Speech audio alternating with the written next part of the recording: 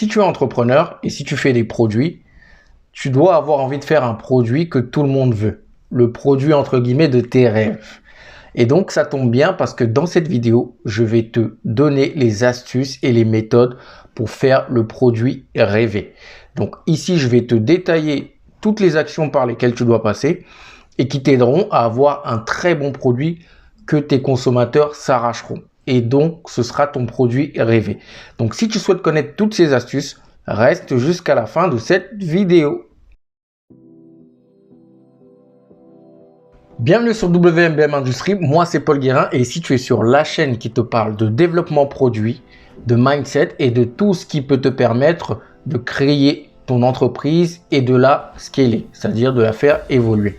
Avant de commencer cette vidéo, je vais t'inviter à cliquer sur le petit bouton s'abonner pour recevoir mes prochaines vidéos. Et si tu as aimé cette vidéo, tu mets un petit like et surtout tu la partages autour de toi. C'est très important pour faire grandir la chaîne.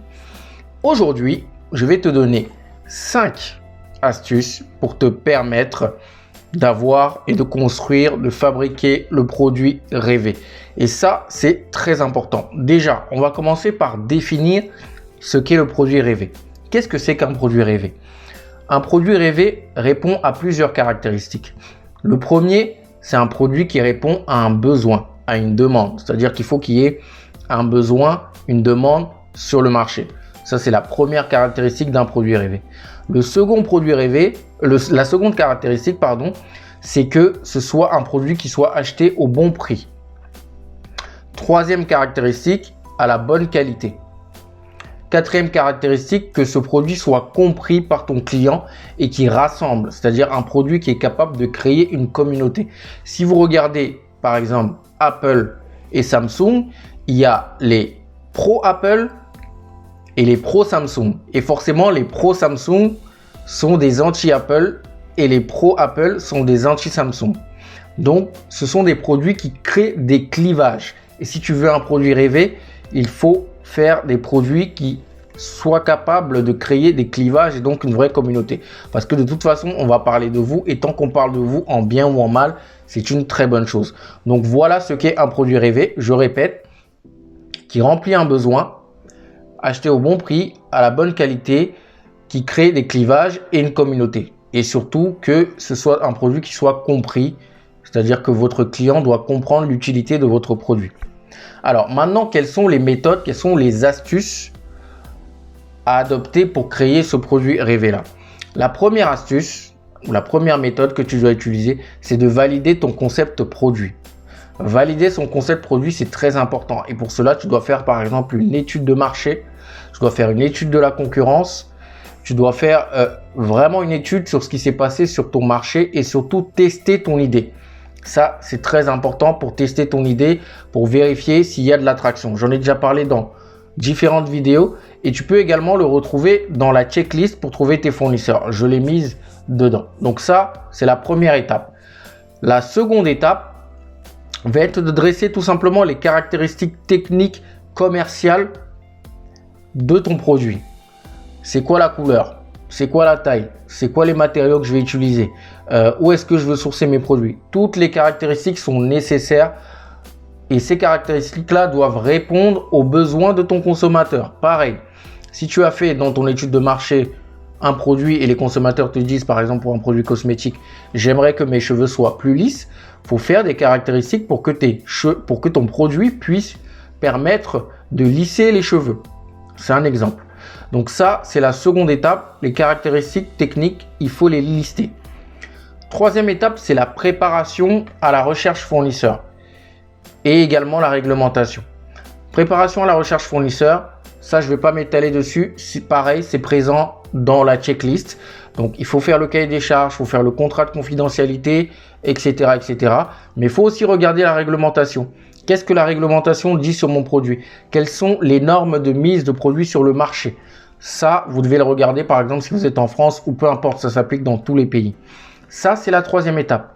La quatrième étape, c'est commander des échantillons et valider votre produit sur le marché directement avec vos consommateurs, avec votre cible. À partir du moment où vous avez choisi un fournisseur, vous commandez des échantillons. J'ai déjà fait une vidéo sur la commande d'échantillons. Tu peux aller la regarder si tu ne sais pas comment faire. Dès que tu as commandé tes échantillons, tu peux aller voir tes clients et leur demander de tester pour voir si le produit leur plaît vraiment. Et à partir de ce moment-là, tu pourras lancer ta production. D'accord?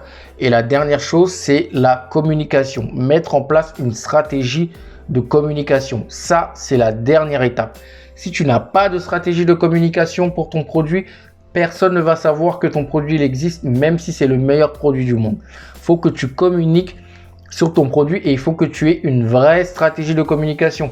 Ça peut être une stratégie sur les réseaux sociaux, une stratégie sur Internet avec les hacks pour l'acquisition, Google Ads, sur Facebook, ça peut être TikTok, ça peut être Snapchat, ça peut être la radio, les pubs à la télé. Le champ est large, mais en tout cas, il faut que tu aies une bonne stratégie de communication. Si tu ne sais pas communiquer, fais-toi accompagner. On a des partenaires qui peuvent vous aider. Si vous ne savez pas, dites-le moi en commentaire, envoyez-moi un message. Mais en tout cas, nous, on a des partenaires qui peuvent vous accompagner dans la communication de vos produits, dans la communication pour votre entreprise. Donc, la dernière étape, et ce n'est pas une petite étape, c'est avoir une bonne stratégie de communication pour ton produit. Quand tu auras fait ces 5 étapes-là, eh bien, je peux te dire que tu auras un produit rêvé et tu seras content ou contente de ton produit. Je vais récapituler. Première étape,